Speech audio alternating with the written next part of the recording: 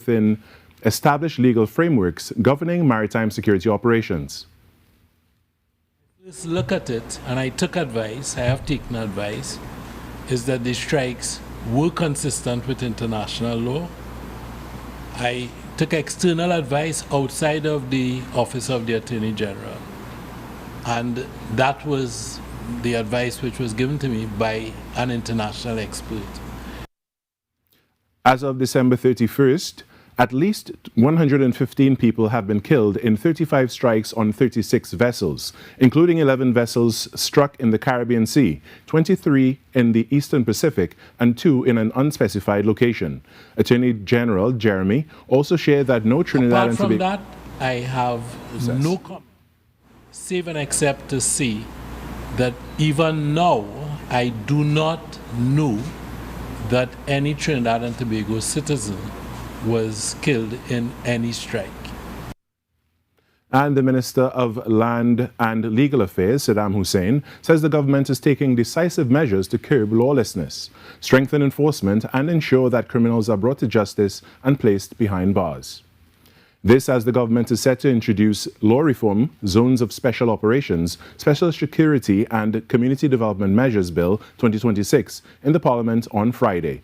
Minister Hussein was speaking at a press briefing on Wednesday.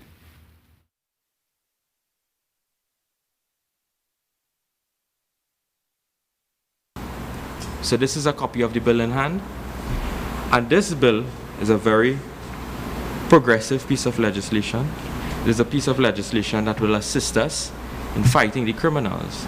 And I dare say that those who may be against us, they may have questions to answer.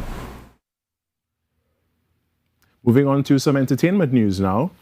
A total of 33 artists have been advanced to the semi-final round of the Chutney Soca Monarch competition set to take place on January 30th. The competition will see a few new developments this year, including the return of former Monarch and the inclusion of a wildcard artist among the competitors. Among the semi-finalists is three-time Chutney Soca Monarch K.I. Prasad, who makes his return to the Chutney Soca Monarch competition after a decade. Other semi-finalists include Lady Lava, Daddy Chiney, Mario Jitman, Russell M., Lady Gypsy, Paris Coutain, Nell and Reese, Just Jake, and Adesh Samaru. One artist will be chosen by the producers as the wild card, which will put the total number of artists competing at 34. The semi-finals will be held at the Flavor Village, Queen's Park Savannah in Port of Spain on Friday, January 30th. The grand finals of the International Chutney Soca Monarch competition will take place on Sunday, February 8th, 2026 at Skinner Park in San Fernando. 3 monarchs will be crowned on the final night: the Chutney Soca Monarch, the Queen of Chutney Soca, and a traditional monarch. The finalists will attempt to take the Chutney Soca crown from Marshall Montano, who announced his intention to defend the title.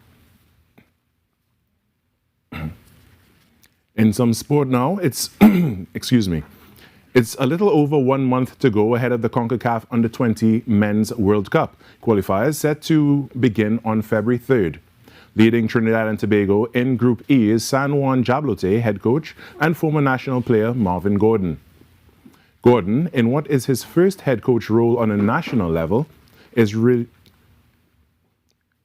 realizing the opportunity to lead TNT to a World Cup.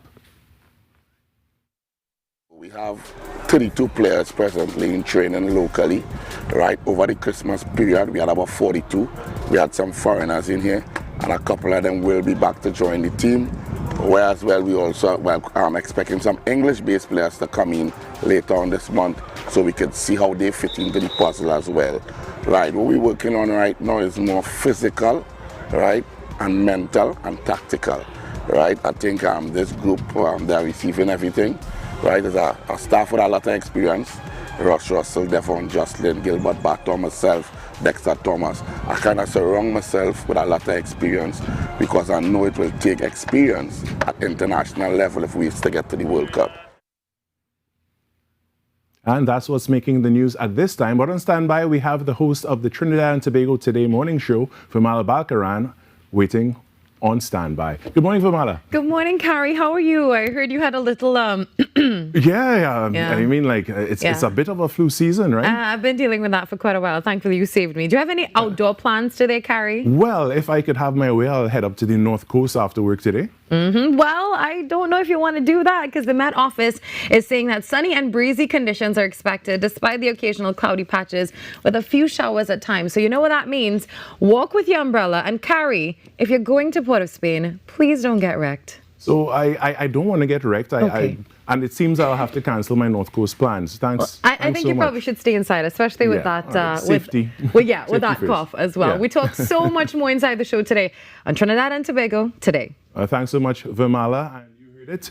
Just after the break, it's the Trinidad and Tobago Today morning show. When we come back.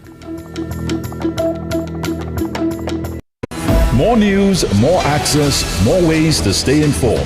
TTT News covers the stories that matter on air and online. Join us nightly at 7. TTT News, committed, accurate, relevant.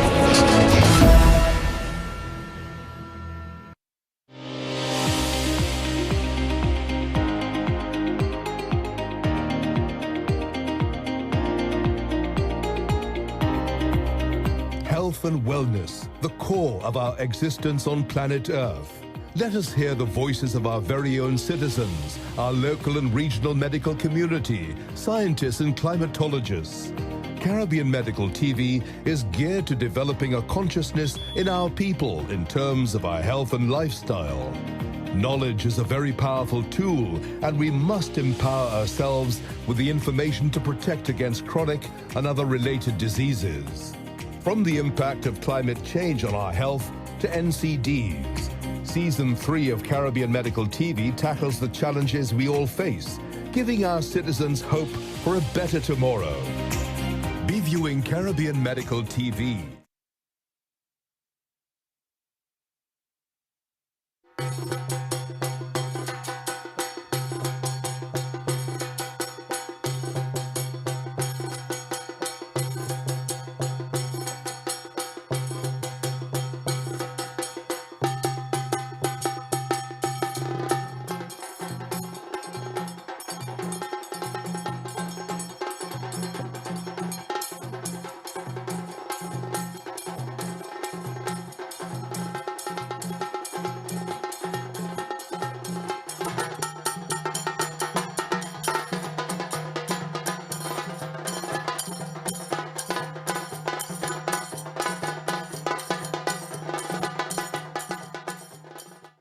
Somebody tell them, hey, hey, what they calling me? My nickname is Coffee. How I get that name? Cause I just keep him up. She does keep you up. I always keep him up. Keep me up. Cause I just keep him up. And every time I take a drink, I feel like whining. Let it wine. Like whining. Let it wine. Let it wine. Oh, and every time my shots I take, What you I say? feel like lightning. We had a lane, laddie. Like lightning. Hey. Oh. How are you right up in my space? Yes. You can be right up in my space. The space, the space. How are you all up in my face? All up in your face. You can be right up in my space. TTT News, every night at 7. TTT News, committed, accurate, relevant.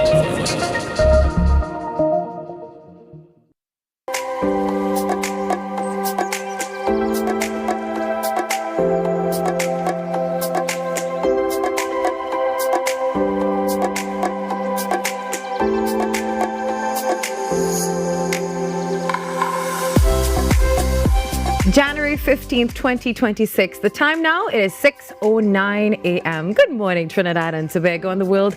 I'm Virmala Balkaran and welcome to TNT Today. Well, our top stories this morning. Firstly, new developments out of Washington that has a lot of people in the Caribbean a little bit concerned. So what's happening? Well, the United States has decided to pause immigrant visa processing for people from 75 countries around the world. That includes several Caribbean nations, but importantly, Trinidad and Tobago, Guyana, and Suriname are not affected by this move. Now, when we say immigrant visas, we're talking about people who want to move to the U.S. permanently. to live, to work, or to join their family. This does not affect tourist visas or short-term travel. So if you already have a visitor visa or you're planning a trip, that part stays exactly the same. So the U.S. government, they're doing this, and they're saying that they're doing this because they want to review how they screen their applicants. Basically, they're tightening up the system and trying to block people that they believe might end up depending on government assistance. So for countries on that list like Jamaica, Barbados, Haiti, St. Lucia, Antigua, and others, this could mean long delays and a lot of uncertainty for families who are trying to reunite or even people who want to start a new life abroad. And speaking of travel, well, Trinidad and Tobago, our passport isn't as strong as it used to be. And according to the latest global rankings, we've dropped to 7th place in the Caribbean when it comes to passport power. So what does that exactly mean? Well, right now, TNT passport holders can travel visa-free to 146 countries. Now, that sounds like a lot, I know. But last year, this number was 152. So essentially, we've lost access to 6 destinations, and that drop, well, that's affecting our ranking. So globally, we're now sitting at 28th place. But when you look closer, there are actually 63 countries ahead of us. So that's why you might notice you now need to apply for a visa for places that you previously didn't have to. Now, in the Caribbean, Barbados is still leading the pack. Their citizens can travel to 165 countries without a visa. Think about that. Countries like the Bahamas, St. Vincent, St. Kitts, Antigua, and Grenada, they're also ranking above us. So one of the big reasons our passport lost its strength is because the UK removed visa-free access for Trinidad and Tobago nationals last year. Ireland then followed soon after. So now, if you're heading to those countries, paperwork is definitely or maybe back on your to-do list. Well, government officials here are saying that they've been working with the UK authorities to try and restore the visa-free travel. The Foreign Affairs Minister explained that part of the issue was the lack of legislation to notify the UK ahead of time about travelers who are leaving Trinidad and Tobago. And, well, that's now being addressed. So in simple terms, let me tell you, your passport still gives you decent access across the world, but it's not as powerful as it once was before. And if you're planning a trip, my advice to you is simple this morning. Check your visa requirements first because things have changed. And finally, government is planning something new in the fight against crime, and it is called Zones of Special Operations, or ZOSOs. So what does that mean in simple terms? Let me break that down for you. Instead of putting the entire country under a state of emergency, they want to focus only on specific communities that are considered crime hotspots. So basically, if an area is declared a ZOSO, police and security forces would have extra powers just in that location to carry out searches, arrests, and operations. The Attorney General is saying that this idea is based on what Jamaica has done, where they've seen a drop in crime where they use this targeted approach. He's also saying that this move is about, keeping the progress that we saw during the recent state of emergency.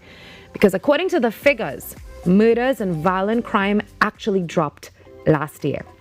Now, some of you might be wondering about your rights and your fairness, and that's totally fair to ask. And the Attorney General says there will be rules in place, so don't worry. Things like time limits, court oversight, clear procedures on who can declare a zone, so this process does not get abused. So in short, instead of locking down the entire country, the plan is to zoom in on the problem areas and really deal with crime there. And this proposal is now before the Parliament. Coming up inside our show today, we continue our spotlight on the THA elections as the new executive is set to be sworn in later today.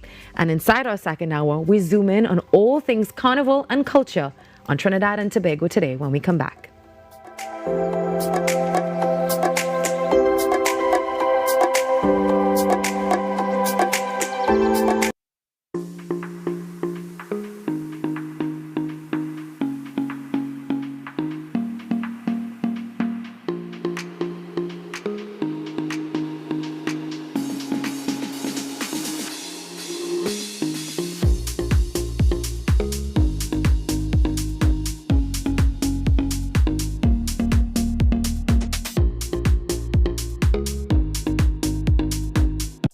and Length, the #1 cricket program in the West Indies, is on TTT.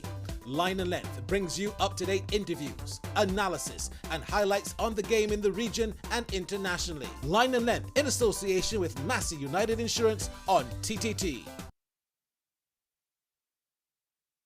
I can remember last time I stood right on the dance floor, not like before. I go play a man, wait and you will see. Nothing is like messed up with me. Now I go party, I go party. I getting on, party exciting and ready for jamming. I go play myself this time. Hey, get them.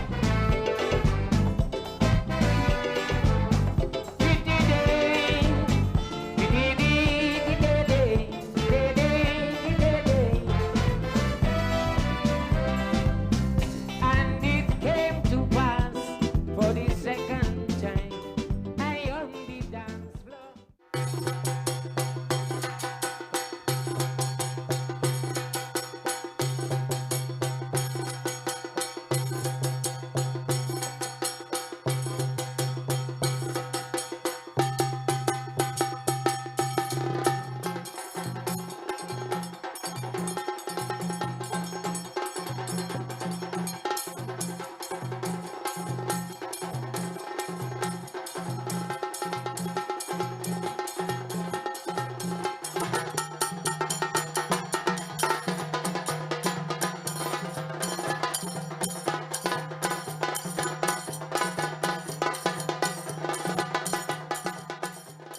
One big bad virtual fan starts in.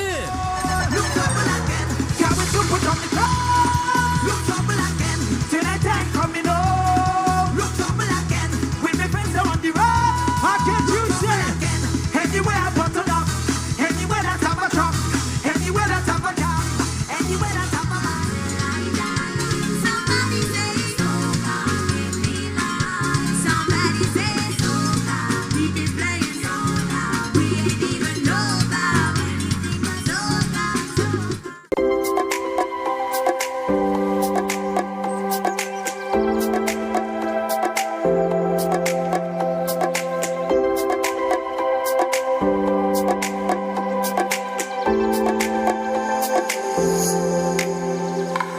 Well, as we continue our spotlight on Tobago and the THA elections, on Tuesday, we spoke with Mr. Farley Augustine on the TPP's sweeping victory. Here's a snippet of that interview for you. You can find the entire clip on our page live, TTT Live Online. Congratulations! How do you feel? Thank you very much. Certainly, it's an exciting time for me and for the Tobago People's Party. Very exciting time for the team. I mean, the joy is certainly overwhelming. I hear they're calling it a blue wave.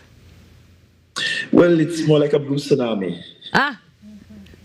So, Mr. Augustine, what do you think was the decisive factor in your party's victory? I think the decisive factor had to have been the rollout of the blueprint for Tobago and the amount of work we placed in getting the island prepared for a progressive agenda. Part of that rollout included a reflection on the last 4 years and what we were able to deliver in the last 4 years. In that rollout, we touched on almost every single facet of Tobago's development that was required. And we did painstakingly do the research, the feasibility studies. We did not just slap things together and call it a manifesto. And I think in having those conversations with Tobagonians instead of a campaign that attempted to slander our opponents and having a very mature approach to the politics resulted in the victory we received yesterday. Yeah. Mr. Augustine, what message do you think Tobagonians were sending in this vote? A very big message. Well, there are a couple messages. One, Tobagonians were saying, look, we think that the team that's currently in charge needs some more time to continue developing the island. 4 years was not enough. Secondly, Tobagonians rejected, I think, 4 years of a sort of slanderous opposition to our governance. They rejected policies, certainly from the previous central government, that sought to act as stumbling blocks in our way. And this was almost like revenge for Tobagonians. But I'm also mindful that part of the message, given that we did in fact have a turnout less than what we really want to see in a democracy, that there are still many Tobagonians that require a lot more from the political systems that govern them. And we are keen to observe all of these messages, not just the ones that favor us, but the ones that say, look, we did not vote because we were either unsure or we feel like we want to see more. That will move us from a state of apathy to a state of wanting to participate in a democracy. Well, today the new THA executive will be sworn in, and joining us via Zoom this morning is Mr. Curtis Williams, chairman of the Tobago division of the T&T Chamber of Commerce, via phone that is. Good morning, Mr. Williams. Good morning to all your viewers and listeners. It's a pleasure being on the new set for TTT. That's right. Welcome to it. And how are you this morning? Well, it's pretty cold. It's Tobago. It's at 10 o'clock this morning. We're going to have a new THA. So we're looking forward to that. There's a bit of excitement in the air for Tobago, and we're looking forward to that swing. All right. Mr. Williams, tell me, what's your view on that sweeping victory by the TPP? Well, I just want to start with, on behalf of the Tobago division of the Trinidad and Tobago Chamber of Industry and Commerce, we want to extend sincere congratulations to Mr. Farley Augustine, the leader of the Tobago People Party, and the entire TTP team for their decisive victory in the Tobago House Assembly election. Now, the business community viewed this mandate as an opportunity to advance Tobago agenda, and that is with a bit of clarity and stability and purpose. So we stand ready to work with the new administration to move the island forward in a positive way, supporting the policies and strengthening the private sector, creating jobs, improving ease of doing business. Now, keep in mind, at the same time, we recognize the unique context of no formal parliamentary opposition. In this regard, the Tobago division will continue to play its role as a responsible stakeholder, advocating for transparency, accountability, and strong checks and balance. That is very, very much important.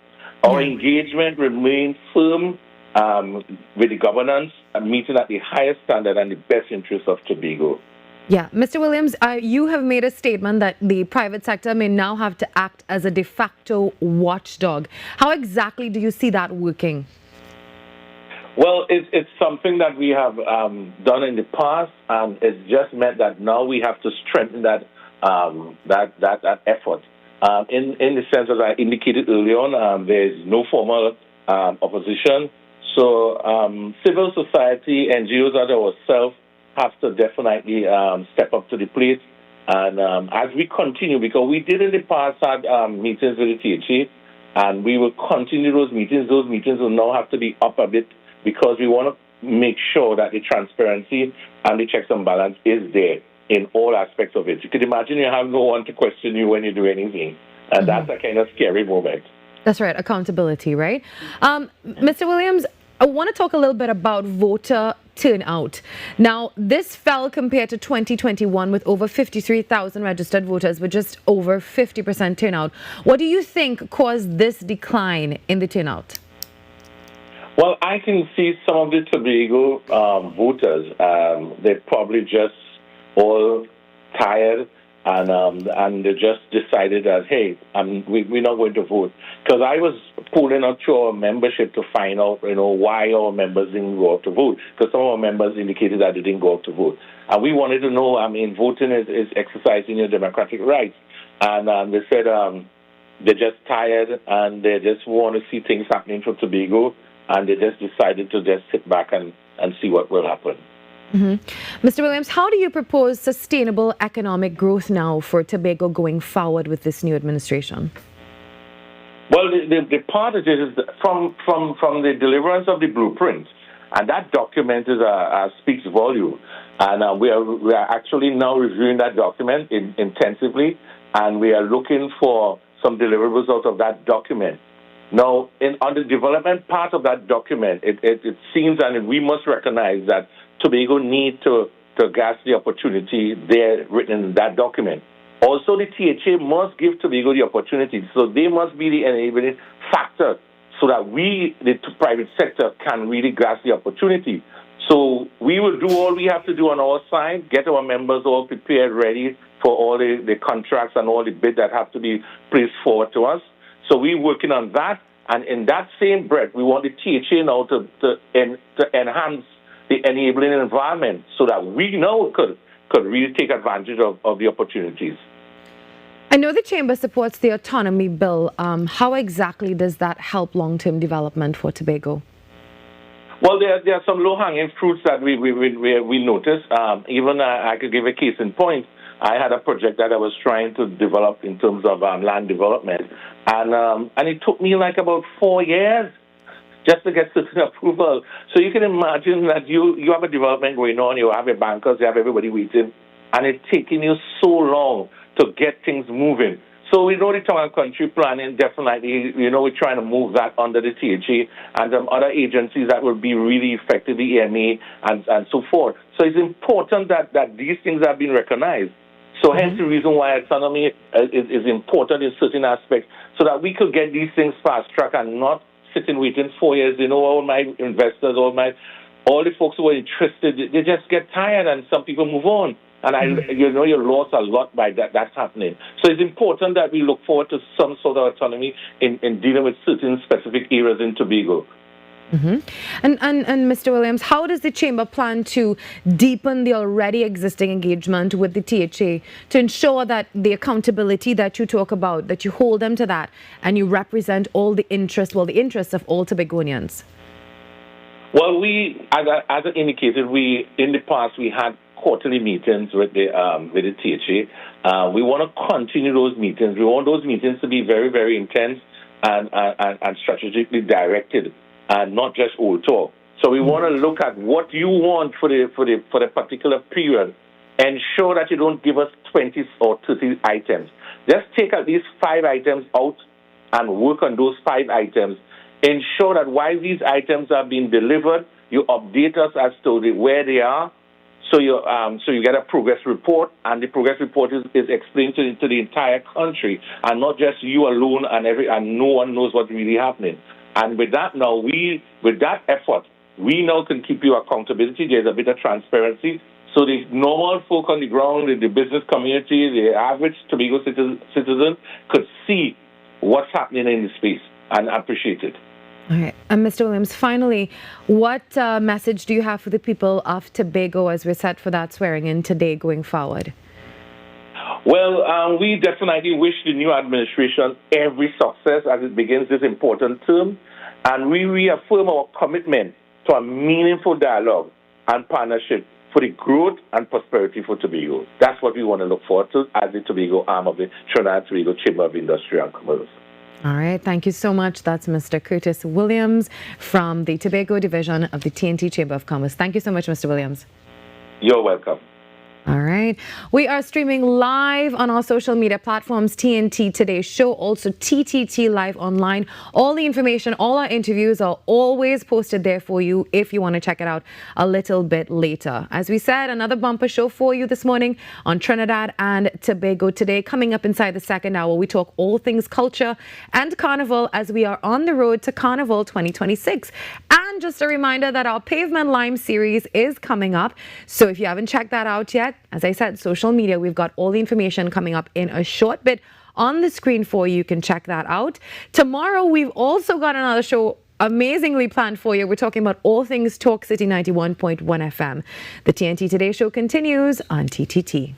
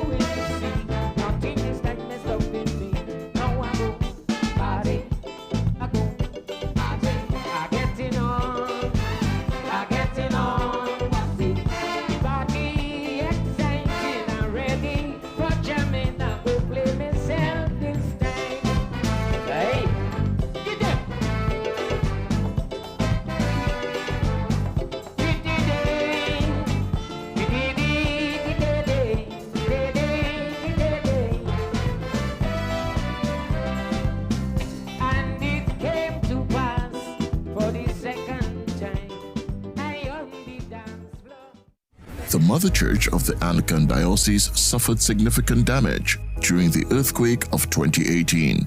Efforts are underway to raise funds to restore this national heritage site. You are invited to make your donations with monthly deposits at any branch of the First Citizens Bank, account number 2696950, Marval Road Branch, in the name of the Incorporated Trustees of the Anglican Holy Trinity Cathedral Restoration. Ladies, let me tell them, hey, hey, what they calling me? My nickname is Coffee. How I get that name? Cause I just keep him up. She does keep you up. I always keep him up. Keep me up. Cause I just keep him up. And every time I take a drink, I feel like whining. Let it wine. Like whining. Let it wine. Let it wine. Oh, and every time my shots I take, what I feel like lightning. We had a line, laddie. Like lightning. Hey. Oh. How are you right up in my space? Yes. You can be right up in my space. The space. How are you all up in my face? All up in your face. You can be right up in my space. Line and Length, the #1 cricket program in the West Indies, is on TTT. Line and Length brings you up-to-date interviews, analysis, and highlights on the game in the region and internationally. Line and Length in association with Massey United Insurance on TTT.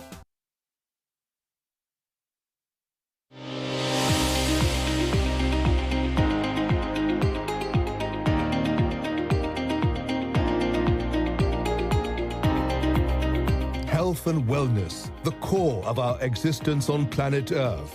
Let us hear the voices of our very own citizens, our local and regional medical community, scientists and climatologists. Caribbean Medical TV is geared to developing a consciousness in our people in terms of our health and lifestyle. Knowledge is a very powerful tool, and we must empower ourselves with the information to protect against chronic and other related diseases.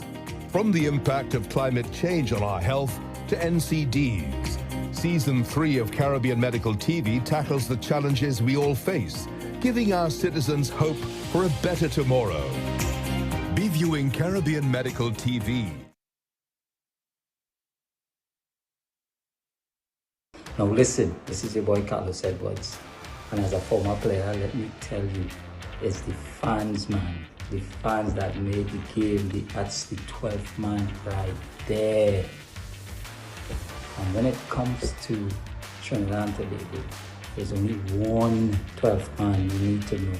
My guy, Andre Baptiste on TTT, is bringing the heat every Tuesday.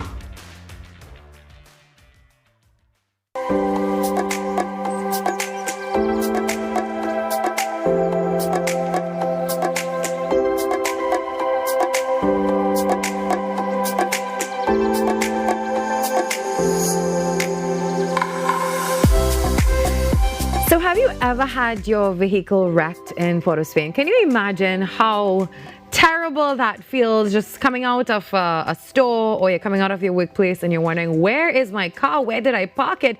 Did someone steal it? But no, it was actually wrecked because you parked in the wrong place. So let's chat a little bit about that, because people have been upset about their cars being towed lately. But the police are saying straight up, towing your vehicle is not about punishment. It's actually about safety. So according to the TTPS, when cars are illegally parked, they cause serious problems. As you know this, right? So we're talking about if they block an ambulance, maybe a fire truck, they reduce visibility for drivers and pedestrians, and even stopping access to places like hospitals. Now, some people can be really insensitive with where they park, and I'm just gonna run out. It's 5 minutes. I just want to pick this up. I'm grabbing some food, and you are probably blocking a fire hydrant or a residential area.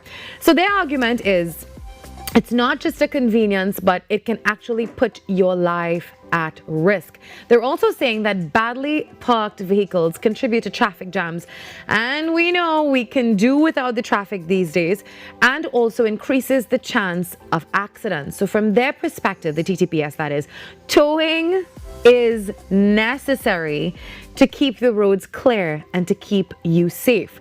Now, legally, police are allowed to remove vehicles under the Motor Vehicles and Road Traffic Act, especially if a car is parked in a way that affects safety or traffic flow. But here's something important. If an officer comes to tow your car, they're supposed to first check nearby to see if they can find you. And if they find you, they'll charge you, and then they'll ask you to move your car yourself. Now, if they can't find you, then yes, your car will actually be towed, and then you'll probably come out of a store wondering, where is my car? But you parked badly. And even if your car is already hooked up to the wrecker, once you show up, they're supposed to release it to you, but you can still get a ticket or you can be charged. Now, if your car does get towed, here's what you need to know. You have to go to the police impound yard on South Quay in Port of Spain. Then you'll need your valid driver's permit and proof of insurance. Get your paperwork in order, please. There's a $500 release fee. And if your car stays there overnight, well, it's $200 per day for that storage. And yeah, cash only, so you need that. Police are saying they're not trying to be harsh to you. They're just pushing for behavior change. So please start parking responsibly. And the message is simple. Check the signs, follow the road markings, ask people, park properly, because we just need to make our roads safer and save you some money so you don't have to spend all of that getting your car out of the impound. Well, moving on now, the 2026 Carnival season is another busy one for producer Zahir Khan, known in the local music industry as Big Rich the Pungalungs. As we shift to Carnival for just a bit, he however says this year most of his focus was placed in the young upcoming artists. We have more on this story, taking a look at Carnival on TNT Today.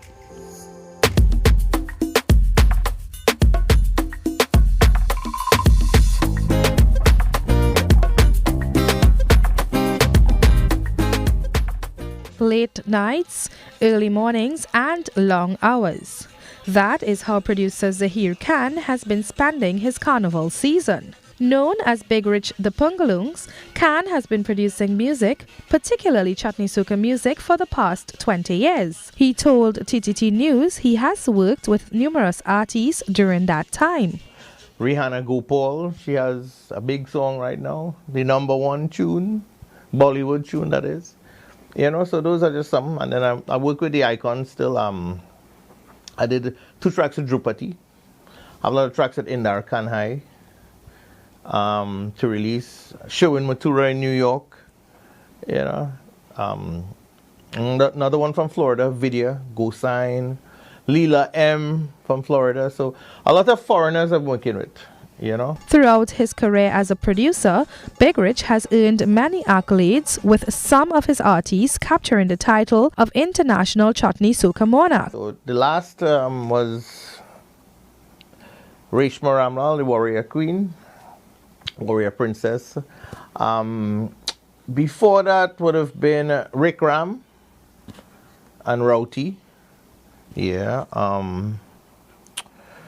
Before that would have been, I think, GI 3 times. I did Ricky Jai and Ravi B, double Monarch. In 2026, he said more focus was placed on young upcoming artists. I work with a lot of young artists and some of my seasoned artists, as in terms of competition and so on. A couple of them not entering this year. Big Rich revealed that there will be non-stop music from the Pungulung's factory after Carnival. Because the season being so short, I kept back a lot of songs. So after Carnival, I think we go into Ramadan as a whole month. So after Ramadan, I have a batch of songs to release with all the artists, like if it's Chutney season, back again. Commenting on the use of AI technology in music production, Big Rich said he is not in support as it takes away from the creativity of music producers. Meanwhile, fans can look forward to the launch of his brand new online radio station, Blaze It Radio, soon. Nicole Dookie, TTT News. Well, for the first time, the semi-final round of the 2026 Chutney Soca Monarch competition will be held in Port of Spain. Now, the 3-time CSM champion K.I. Passad will actually make a return, and he's hoping to claim the crown for a 4th time after a 10-year absence. So this is definitely something we want to look forward to. Soca star Marshall Montano, who won the 2025 Chutney Soca Monarch at Skinner Park in San Fernando with, remember, Peppervine? That was a good one. A collaboration with that chutney legend, Drupati Ramgunai, and the Queen of Steam, Lady Lava. Montano will actually be defending his title this year. So we've got a whole cast of artists, and they're coming out for you at the Chutney Soca Monarch. Well, the time now is 6:42 a.m. Wherever you are streaming us, we are so grateful that you are here. Thank you for all the comments on Facebook over the past few days. Also on Instagram, you can keep following us, TTT Live Online. Everything that you see here this morning, you will have access to it a little later on. We take a short break, and when we come back, so much more inside Trinidad and Tobago Today.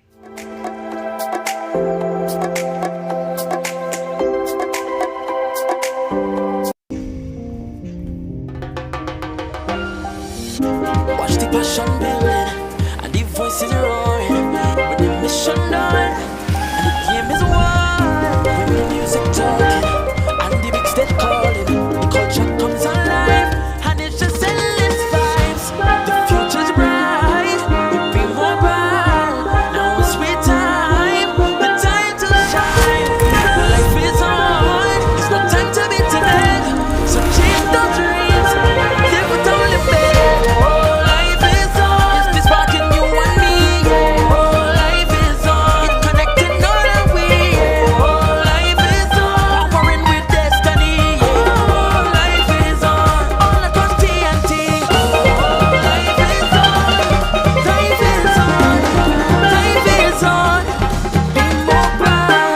On with Be Mobile. Now listen, this is your boy Carlos Edwards, and as a former player, let me tell you, it's the fans, man. The fans that made the game. That's the 12th man right there. And when it comes to Trinidad and Tobago, there's only one 12th man you need to know. My guy, Andre L. Baptiste on TTT. Is bringing the heat every Tuesday.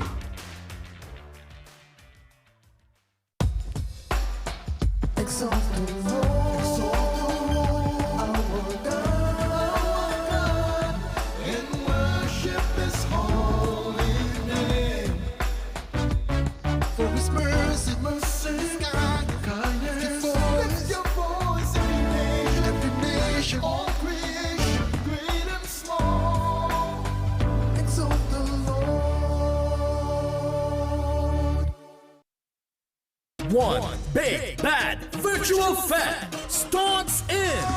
Look double again, can't wait to put on the clothes. Look double again, tonight I'm coming home. Look double again, with my friends are on the road. I can't use it anywhere I button up, anywhere that have a truck, anywhere that have a jam, anywhere that have a man.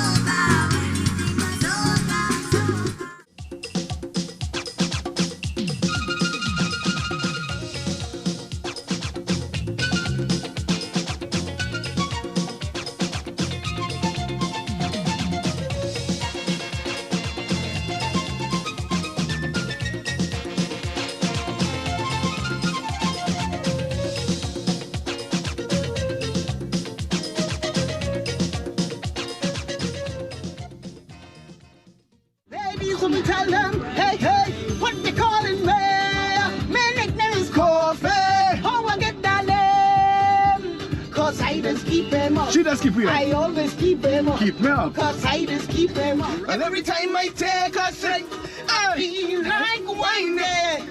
Let it wine. Like whining. Let it wine. Let it wine. Oh, and every time my shots I take, I feel like lightning. We had a line, laddie. Like lightning. Hey. Oh, oh, oh. How are you right up in my space?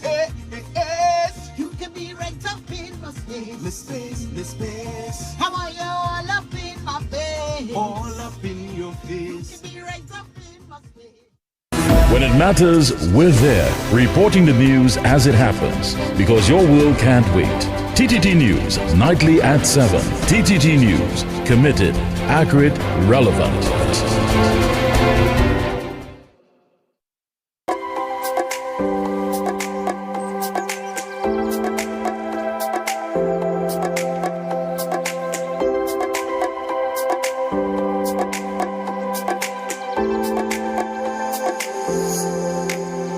14 minutes before 7 a.m. in the Republic of Trinidad and Tobago. Firstly, we extend our deepest condolences to the family of Jessica Jordan, who died during a hike in Madamas Falls, Brasso Seco. Joining us to talk a little bit about the importance of safety across the tourism sector this morning is Miss Lauren Pouchet, President of the Trinidad and Tobago Incoming Tour Operators Association. Good morning, Miss Pouchet. Good morning, Virmala. It's so good to have you on the show this morning. How are you? I am very good, and thank you for having us. Thank you. I wish you were here in person, but the phone interview will have to do. I know it's a really rainy morning. Yes, that's okay. Next time we'll meet in person. Absolutely. So, Ms. Pouchet, you've stressed the importance of vigilance and responsibility across the tourism sector. Why is this so critical, especially for hiking and adventure activities?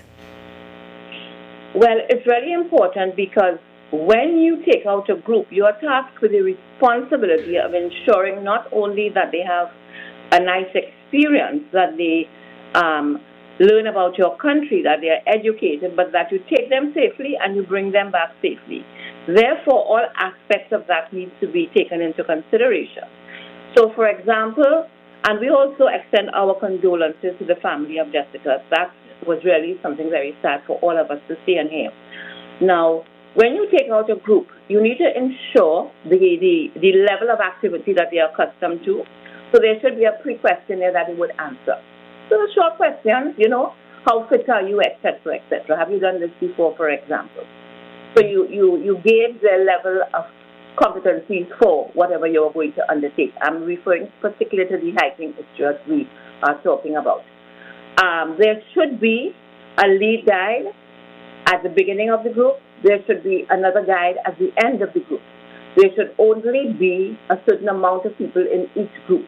You cannot take out 50 people with one guide. You cannot take out 20 people with one guide. It really should be 1 in 10, and depending on the terrain, it may be 1 in 6. A guide for 6 people. You have to have your safety equipment.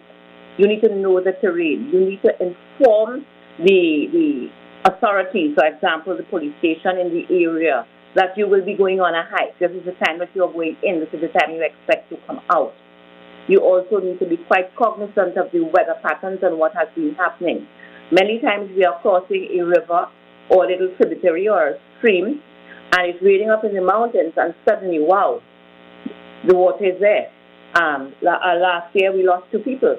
A couple of years ago we lost 2 people in Guanapo. Because of that, they were on it crossing the river and the water came down and they drowned.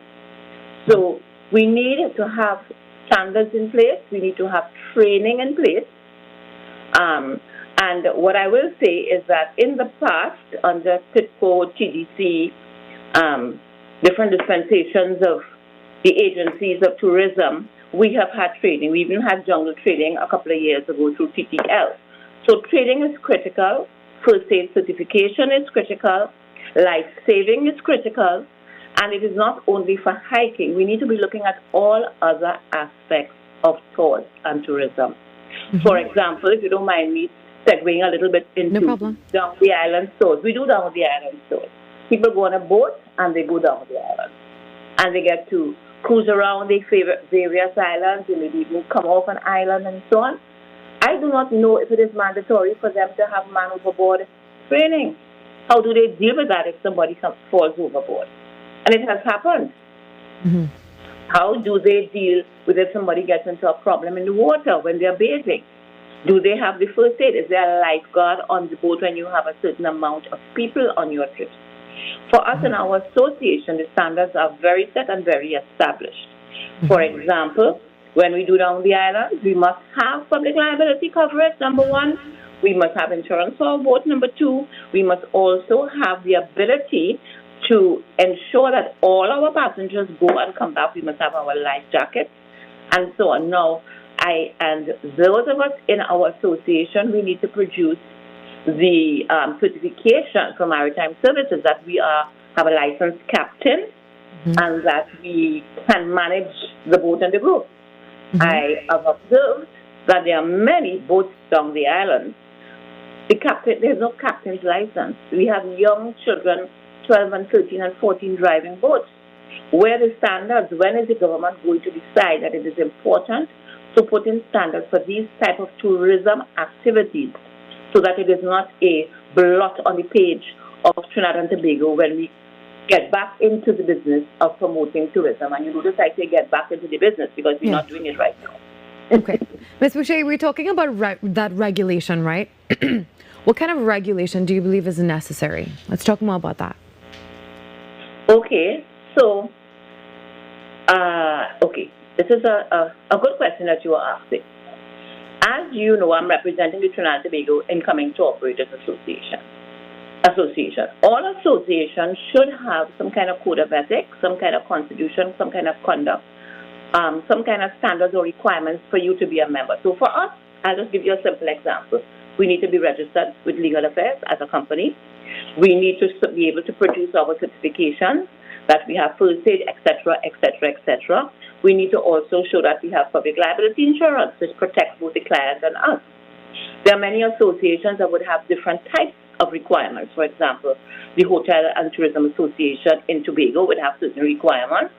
The Hiking Association, and there is a hiking association, by the way, should have its requirements in place for you to become a member. And the government, public sector, should only be dealing with people who are members of associations that have certain strict guidelines and standards. Right now, what we are seeing is anybody could put an ad on Facebook and say they're a tour operator or a hiking enthusiast, a hiking specialist or a cultural specialist, and there is no requirement to produce for you to be registered to produce any kind of documentation that says that you can do this work. So a guide, for example, must be registered, must have a magistrate certificate to say that they are a certified tour guide who has gone through training. Many of the pop-up companies that are happening right now, yes, they may give good, they may have great ideas, creative ideas, but they need to come into the fold, belong to an association that can manage the type of service that is given and the safety and security of our people, because one incident puts a blot on the entire industry. Ms. Boucher, you also mentioned the need for operators to be fully insured. Now, how does this protect both the clients and the operators? Because if you have a problem as you're on tour and your client decides to sue you, your business could go under. If you don't have insurance, that you could claim on that insurance so that you can have funding available to be able to settle any kind of claim, your business will go under and you will close. So it protects both parties. Understand. And finally, Ms. Boucher, what message would you like to send to members of the public before they join any sort of tour or hiking activity or experience? Well, I don't only want to send a message to the public, I want to send a message to the public sector, to the government, to the ministry that is involved in tourism or that oversees tourism. The same way we are putting things in place as it relates to vehicles on the road and fines for not complying with the various things that we need to comply with if we are driving on the road. They need to be able to be talking to private sector to look at what exists and how can we improve and increase these things. And there should be recognition of the various organizations that are compliant, and those are the people that should we should encourage the public to use. For example, a couple of years ago, well, it stopped around COVID, and then we have really started it back. We used to do, for the past 20, 25, 30 years, we used to do tours during the vacation time, where we would advertise and the public would know, because it was normally sanctioned by the Ministry of Tourism, that they can use any of these people to go on these tours. And we were promoting the tours so that people would get to know the country and they would get to be ambassadors for the country. And they would also understand where to go and look for the certified, bona fide operators who will make sure that they will be safe going and safe coming back. A tour is not an excursion. A tour is a package thing that looks at all aspects of the interaction with the public and with the environment, for example. And you need to be working with somebody who is organized and knows what they are about. Our association has been around since 1990. And I just want to make a plug here. We now have a coalition of tourism associations. I'm so sorry, Ms. Boucher, we are out of time, but we will definitely continue this conversation another time. Thank you so much for joining us on TNT today. We've got the major network news coming up at the top of the hour with Carrie, and so much more inside the next hour of Trinidad and Tobago Today. You are dearer to me than all the stars. So many wish but never reach. 'Cause when I'm falling and all the world seems dark, you help me find my peace. Oh, shun mi ba vishani. Oh, shun mi ba yeah. Oh, shun mi ba. Arubita, yeah, yeah, yeah, yeah, yeah, yeah, yeah, yeah, yeah, yeah, yeah,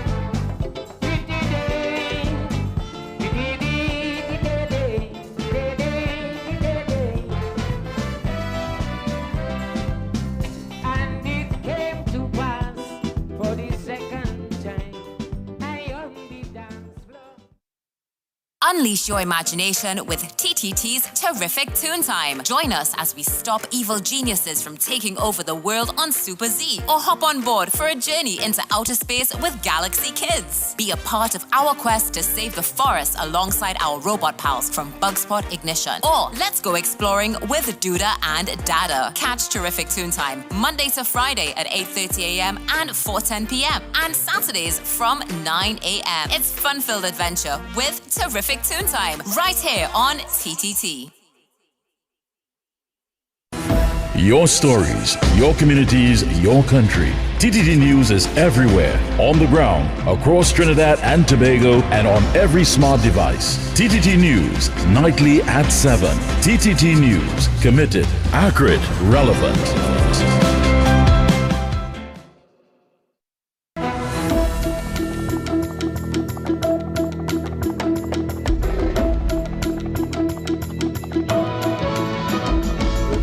This is your TTT News update at 7. I am Carrie Roberts, making the news at this time. A success. That is how the state of emergency has been characterized by Minister of Land and Legal Affairs Saddam Hussein. He says the SOE, which was implemented in July 2025, has resulted in a significant reduction in murders and gang-related killings, along with an increase in the recovery of illegal firearms. So, the steps, the policies, the laws that we have implemented so far are taking shape. we are seeing the benefits from the policy decisions that we have taken as a government. Minister Hussein said since the implementation of the state of emergency in July 2025, this country has seen a major reduction in crime. The minister reminded that the country's murder toll in 2025 stood at 369 compared to the recorded 626 in 2024 under the previous administration. When we closed the year 2025, we were able to announce to the public that there was a 42% reduction in the murder rate in Trinidad and Tobago. And that didn't happen by chance. It happened because we now had a Prime Minister as the head of the National Security Council taking very important, decisive and proportional decisions in order to stifle criminal activities in Trinidad and Tobago. The minister also noted that there has been success in firearm recovery. He also highlighted that there has been a drastic decrease in gang-related murders under the UNC administration. The Environmental Management Authority has begun rolling out new and enhanced noise management measures ahead of Carnival 2026. The initiative forms part of the government's efforts to reduce noise pollution while still preserving cultural expression. The EMA says the new measures are intended to improve how noise from carnival activities and other large-scale events is regulated, particularly in densely populated residential areas. The move follows recent government action banning the use of stadia for fetes and restricting fireworks to permitted times.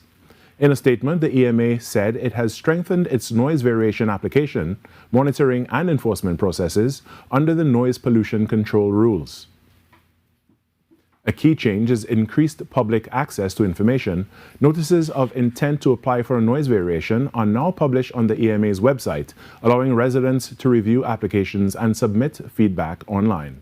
Event promoters must also submit detailed site plans and noise mitigation measures with stricter requirements for high-risk locations. In some sports, Senegal has advanced to the 2025 African Cup Nations Final for the first time since 2021 after a 1-0 win over tournament favourites Egypt on Tuesday. After a quiet first half, a lone goal by Sadio Mane in the 78th minute saw Senegal get the better of ex-Liverpool teammate Mohamed Salah. This was the first meeting between the nations since 3 meetings in 2022, which included Senegal's penalty shootout success over Egypt 4 years ago. For his match-winning performance, Mane was named Man of the Match. Further afield, the foreign ministers of Denmark and Greenland have traveled to Washington, D.C. for talks with members of President Donald Trump's administration. However, officials acknowledged on Wednesday that little progress was made in discouraging the U.S. president from pursuing control over Greenland, a self-governing territory of Denmark. Danish Foreign Minister Lars Rasmussen told reporters after the meeting that the American position remained unchanged, saying it was clear President Trump still held ambitions regarding Greenland. Rasmussen and Greenlandic Foreign Minister Vivian Motzfeldt had met with U.S. Secretary of State Marco Rubio and Vice President J.D. Vance in hopes of easing growing tensions over Greenland's future. Instead, the talks ended without resolving key disagreements, with both sides agreeing to form a working group to continue discussions on Greenland's status and Arctic security. And that was your news at 7 a.m. But after the break, we return to Trinidad and Tobago today. As we enter into a new school term, I want to reflect on the progress we have made since the launch of the School-Oriented Policing Initiative in September 2025. Because of the commitment of the principals, teachers, parents, tutor, NPTA, and the Ministry of Education, we have seen a reduction in offenses and a safer learning environment for our children. I want to thank all our stakeholders for supporting this initiative. Together, we have made a significant difference. Let me assure you that the Trinidad and Tobago Police Service stands committed to being present in our schools and our communities. Because when we come together and we are all on board, we can protect our children, strengthen our communities, and provide safe spaces so that we all can learn, grow, dream, and thrive. Securing our schools, securing our future. Your world moves fast, so do we. TTT News brings you the people, events, and issues that matter most. Stay informed, stay ahead. TTT News, every night at 7. TTT News, committed, accurate, relevant.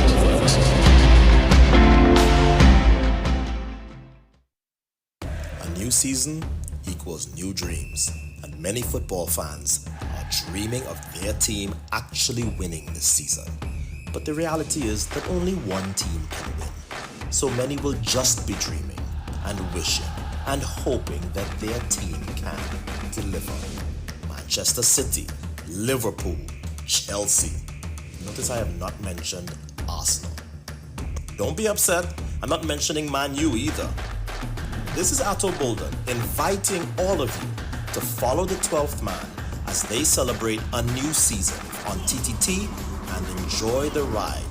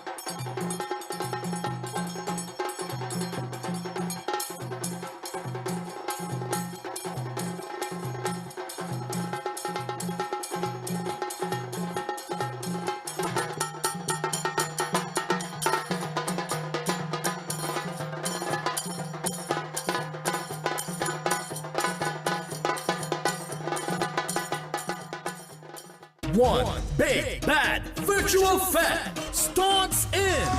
Look double again, can't wait to put on the clothes. Look double again, tonight I'm coming home. Look double again, when my friends are on the road. I can't use it. Anywhere I bottle up, anywhere that have a truck, anywhere that have a car, anywhere that have a man. Somebody say soca, give me life. Somebody say soca, keep it playing soca. We ain't even know about anything but soca, soca.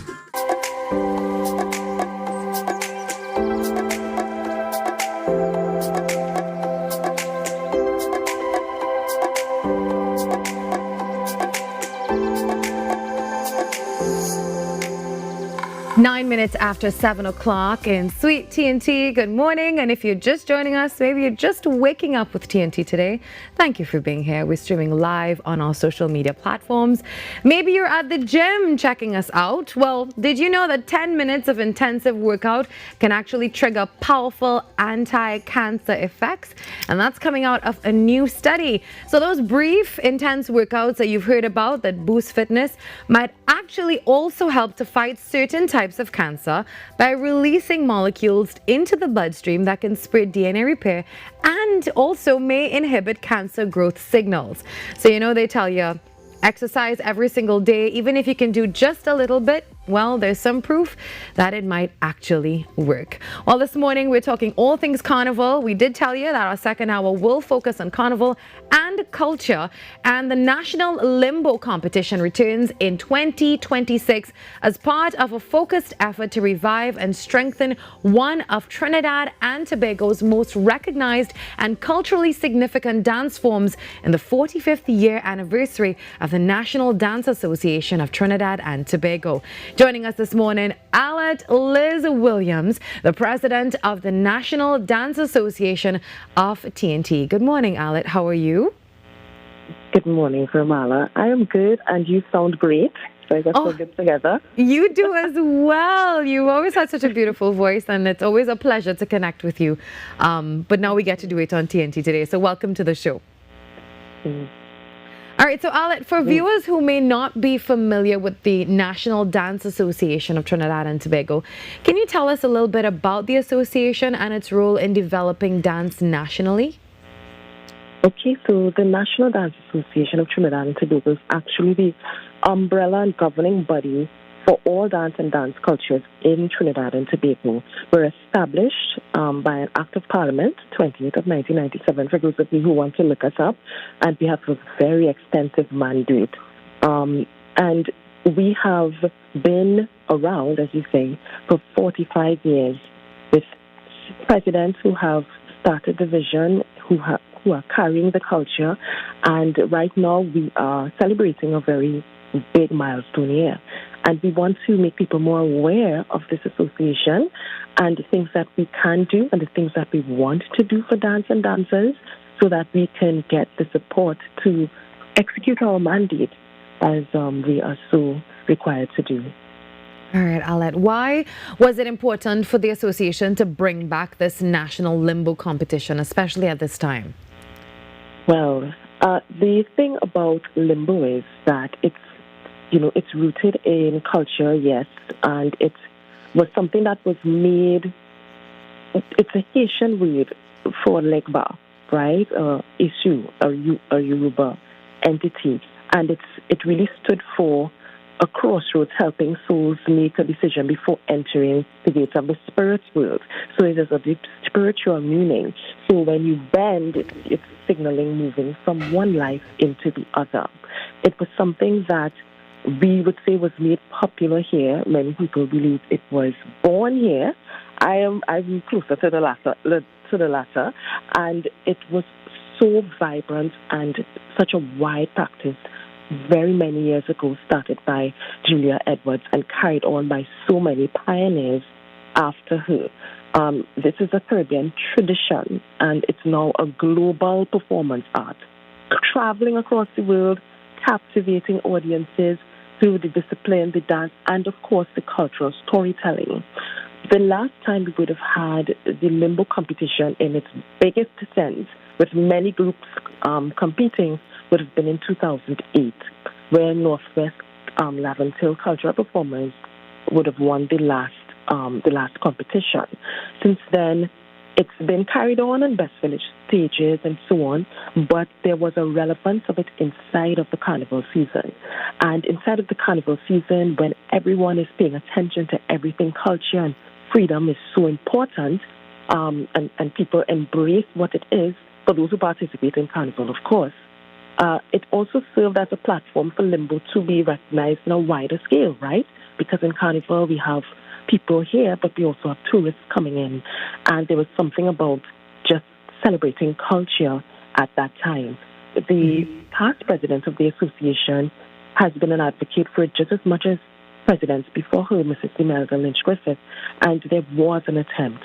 But when that attempt came, there weren't that many groups actually practicing limbo. Not enough to warrant a nationwide competition. The truth is, we still have that challenge even now. There are very few groups with very skilled benders, because that's a unique skill, that are, able to compete. But we want to incentivize dancers to pick up the art form and carry it forward. And this, thankfully, to the National Carnival Commission, the Ministry of Culture and Community Development, and the support from the Tobago House Assembly, we're pulling it off with how many ever we have in one tight, action-packed event that's free of charge to the public. And Alet, this year's competition is being presented as one consolidated, and you keep saying national event. What can your audiences expect from this tighter format? Okay, so we have groups that are competing. They will be doing multiple bars, all contending for cash prizes of up to $100,000. First place 50, second 50,000, second place 20,000, third place 10, and we have some other special prizes and trophies in there. The title winner will win the $50,000 plus a challenge trophy after Julia Edwards, and of course the title of Limbo Champion 2026, right? What people can expect is that, well, fire is optional. So we don't know if groups are going to surprise us next week with some fire bars or one fire bar, but we do know that people can look forward to the how low can you go and the excitement of the dance that goes around that. We also have a little challenge for individuals that may want to vie for the title of Limbo King and Limbo Queen. So there is a very high possibility we'll have a also vibrant segment of individual performers. So people can look forward to a really nice show next week. Well, let's talk about the titles. What does it mean for dancers to compete for the titles of Limbo Champion, King and Queen on such a national stage? Well, the thing about it is because it honors the individual discipline and their ability to carry out that very intricate and complex sort of dance technique, right? Limbo engages many parts of the body and requires a level of flexibility, core strength, discipline, and just strength of the body on a whole, concentration. There's a whole lot that goes into it. For people who may have known Shamika, who would have been in the she's the Guinness Book World Record holder for the lowest bar in Limbo. There was a video so that explains that sometimes you have to go as much as holding your breath and contorting your body to get over to the other side, and there's a level of concentration, and that excitement by itself is something that people look for, because how can someone do something like that? So we're honoring the individual just as much as we want to honor the group by rewarding them for their years of discipline and perfecting the technique, or at least bringing it to a place where they can perform it on their own to get a trophy, a challenge trophy, and a cash prize. So, Alan, how does this competition fit into the association's wider plans, particularly as you look ahead to the rest of this important anniversary year? Great. Well, part of our mandate is to preserve cultural and traditional indigenous dances. It is in our mandate, but it also is a responsibility of a national governing body of dance to not let things that are indigenous to us and very important dance forms across all types of dance, all genres of dance, to fade. We want to keep people understanding the meaning, the history, the importance, the significance of that type of dance. And so in the carnival season, where we see other forms of carnival traditions, you see the carnival characters and the Indians that swing that big crack. One caught me at the Flavor Village the other night. All of these things that keep reminding people, and we get to tell the story again. We get to tell the story of Trinidad and Tobago and what these things mean to our culture. This is important inside of the season for that very reason, and also reestablishing it on that national/international stage where it once belonged. And we want to just bring it back there, and hopefully this year people are encouraged, incentivized to look forward to next year. And I want to stick a pin in Virmala and say that right now we have people like Kiran Sargent and Makiba Daniel that have started limbo workshops, because they also, Kiran is a Trinidadian who's always been involved in dance, and he saw that gap as well and is helping with workshops throughout the year. And even as we launch this competition, I'm told that there are schools, groups that have young people that are now like, wow, do you mean we could learn this art form? And there's a big incentive at the end of it, and a competition where we could compete and meet other groups. And that was something that was very heartening to hear, that we've sparked the interest to restart the actual tradition again. All right, Ala, well, before you go, just give us the date and time for the National Limbo competition. Sure. So, for the public, the National Dance Association, in collaboration with the National Carnival Commission, we're having a National Limbo competition next week, Saturday. That's Saturday, 24th January, 7 p.m. at the John Cupid Carnival Village in the Queen's Park, Savannah. It is free of charge, so don't worry. Just bring your vibes, bring your crew, and you can go on ndatt.org to find out more about it and to learn about the actual limbo competition itself. Also, the social media page, that's National Dance Association, TT, and I think they're on Instagram and Facebook as well. Am I correct? Correct. Instagram and Facebook. And if you want to email us to ask any questions, it's nda.tt.org@gmail.com. All right.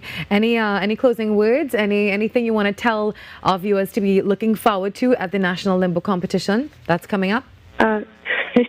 What I want our judges is the reigning limbo queen, Kimmy Stout. We are also giving homage to the late fire queen, Nydia Byron, and we want to take this moment to thank those of us who are celebrating limbo overseas, like Sakita Edinburgh and Shaquille Mitchell, who are with the Universal Soukers. And, we wish they could have been here, but that's to let everybody know that we are still flying the flag high. All right. Thank you so much, Alet Liz Williams. Always such a pleasure to talk to you. And good luck in the competition. We'll see you next Saturday on the 24th, that is? Yes, correct. Looking forward to seeing you as well. All right. Take care, Alet. Have a beautiful day. Okay, bye. All right, the time now, 7:22 a.m. And when we come back, as we said, we talk all things carnival. Just a reminder, our Pavement Lime series is on. We keep telling you, head across to our social media pages. If you want to follow the caravan, meet we on the road. This year, we are coming to your communities. We're bringing the vibe to you. It's a free party. Everyone's invited. When we come back, the Rio Claro Arts, Culture and Social Empowerment Group, they're talking about carnival as well in Trinidad and Tobago today. Next, 99.1 FM, Soca Dominion, where Soca lives. Give me a chance to wine on ya, so I can win with ya, and I can chat with ya.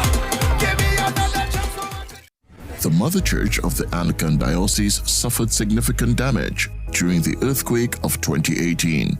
Efforts are underway to raise funds to restore this national heritage site. You are invited to make your donations with monthly deposits at any branch of the First Citizens Bank, account number 2696950, Marval Road Branch, in the name of the Incorporated Trustees of the Anglican Holy Trinity Cathedral Restoration.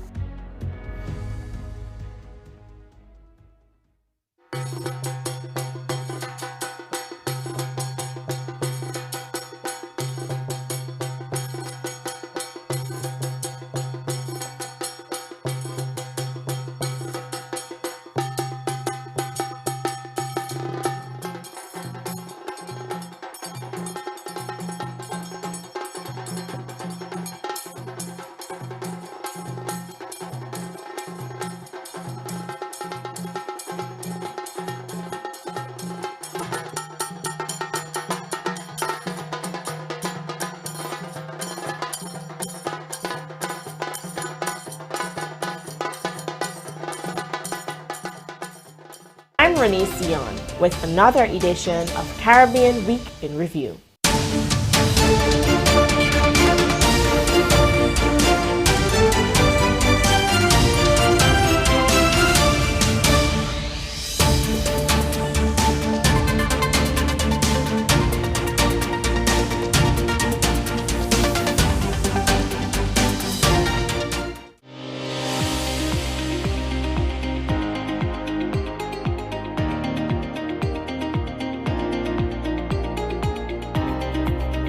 Health and wellness, the core of our existence on planet Earth. Let us hear the voices of our very own citizens, our local and regional medical community, scientists and climatologists. Caribbean Medical TV is geared to developing a consciousness in our people in terms of our health and lifestyle. Knowledge is a very powerful tool, and we must empower ourselves with the information to protect against chronic and other related diseases. From the impact of climate change on our health to NCDs, Season 3 of Caribbean Medical TV tackles the challenges we all face, giving our citizens hope for a better tomorrow. Be viewing Caribbean Medical TV.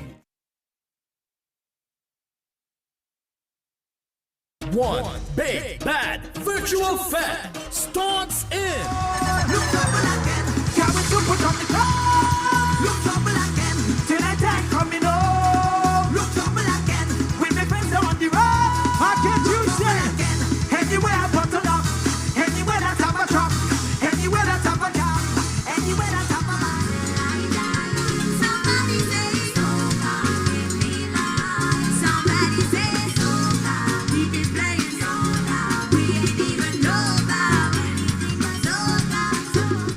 Now listen, this is your boy Carlos Edwards, and as a former player, let me tell you, it's the fans, man. The fans that made the game, that's the 12th man right there.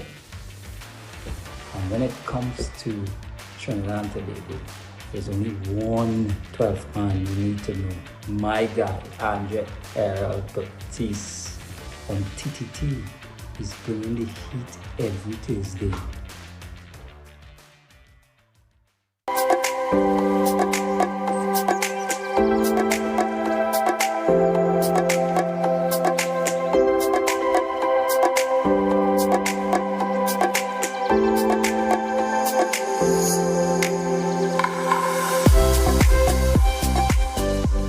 .27 a.m. It's a traffic-filled morning. When is it not a traffic-filled morning?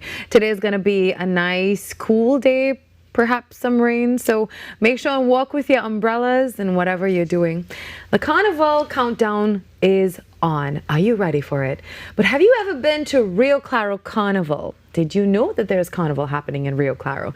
Joining me this morning on Trinidad and Tobago Today, the Rio Claro Arts, Culture and Social Empowerment Group, David Law, the chairman, and Yuan Samuel, the treasurer. I'm trying to get your name right on the first time. Yuan Antonio. Yuan Antonio. Yeah. Okay, well, I got that correct. Good morning, guys, and welcome. Good morning, and thank you for having us. All right, so Rio Claro Carnival. Honestly, I'm going to tell you, there's not much information about it, and we need to talk about it. For the viewers who may not know of this organization, can you please tell them a little bit about it, what role you played in Rio Claro's Carnival history as well? Okay, so thank you again for having us. The Rio Claro Arts, Culture and Social Empowerment has been established since 2019. Committed and focused objectives on the promotion and preservation of culture, performing arts, festivals, and our cultural and religious diversity in the district. Previous to that, though, I have been involved in an organization called the Southeastern Arts and Festival Foundation, similar objectives, and I was also the vice chairman of the Rio Claro Carnival and Cultural Organization from 2011 to 2015, when we really, upscale the festivities in Rio Claro, with and paying a lot of tribute to the elders and pioneers in the Rio Claro district. Mr. Lord, Rio Claro is so rich culturally. What makes this carnival unique to other parts of the country? Well, I would say, well, first, I'm not a resident of Rio Claro. I'm from Port of Spain, Northwest. Okay. But fitting in the rural, serene, beautiful village of Rio Claro. The revelry is grand. It has been safe through the years that I've been there, 18 years now. All the villages come out and descend on the town centre with that large roundabout and so on. And of course, we also have a rich history of traditional mass, which is really the essence of regional carnival, to build the foundations of mass, which is traditional and all the traditional mass characters and so on. We've had that rich legacy, and also Rio Claro has been famous for carnival persons like Lord Superior, Winston Gypsy Peters, who's from Rio Claro and Mayaro. We've had the famous midnight robber Richard Rivers, Lord Magic, who's classic Obey the Highway Code. He's from Rio Claro.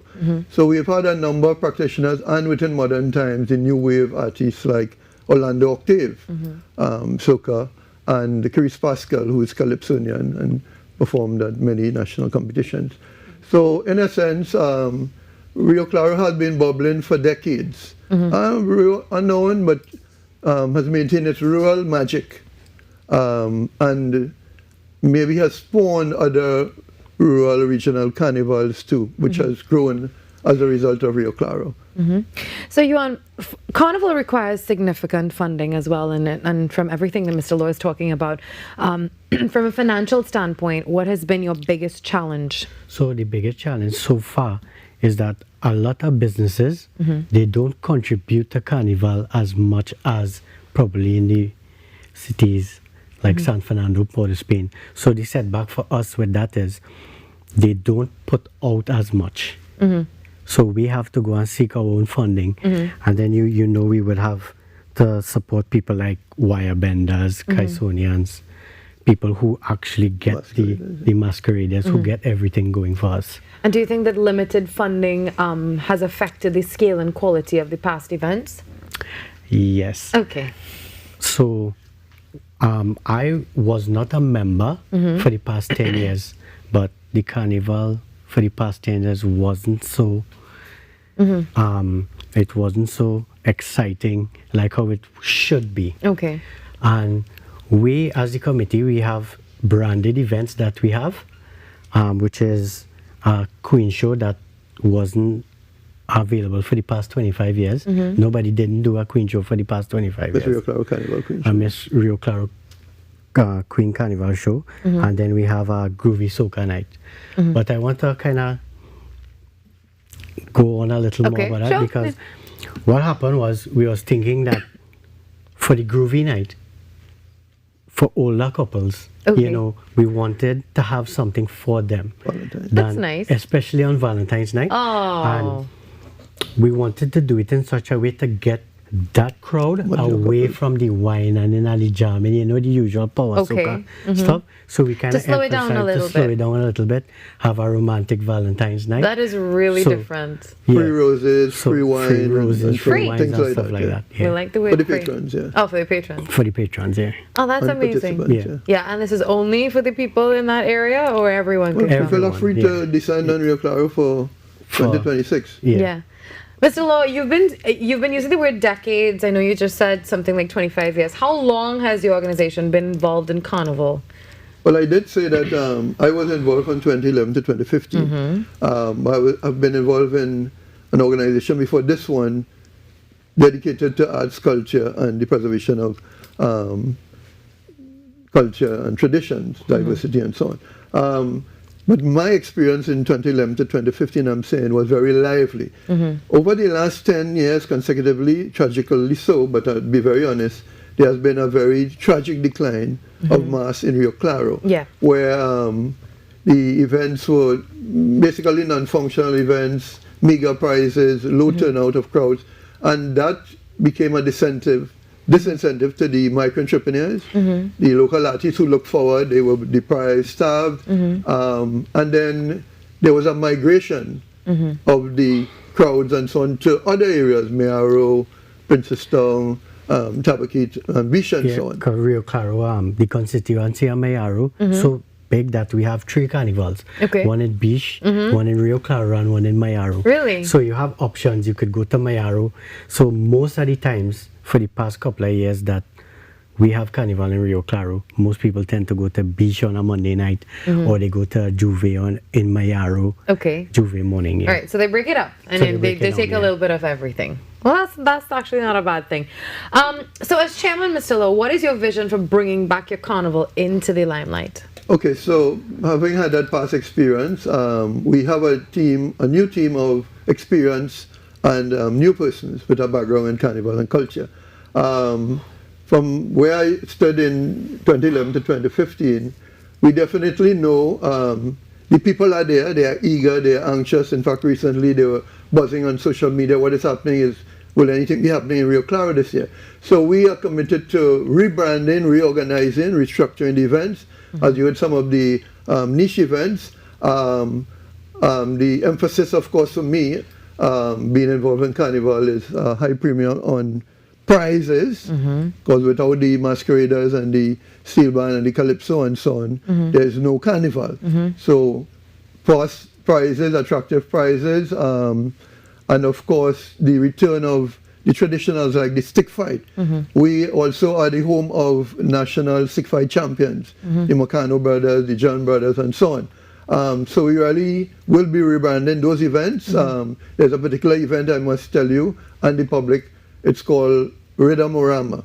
It's the Carnival Friday. So it's the Calypso Monarch Finals.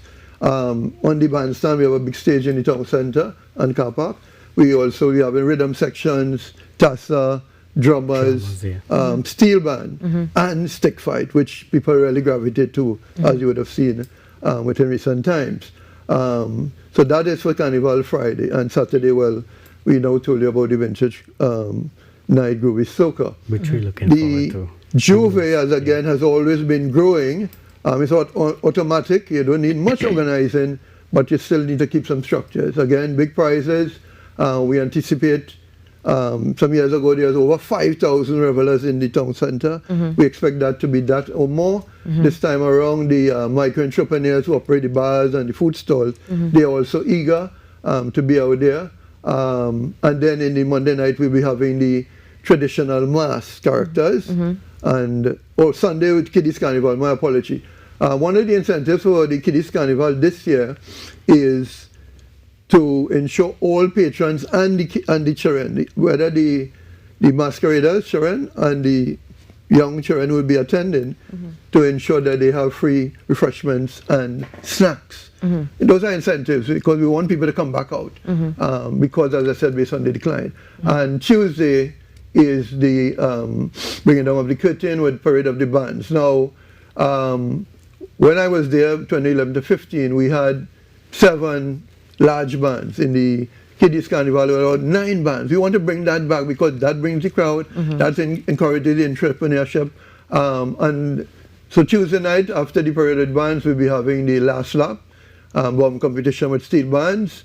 And of course, we rally to the end and give thanks for the effort to reload and rebrand and reorganize Carnival in Rio Claro 2026.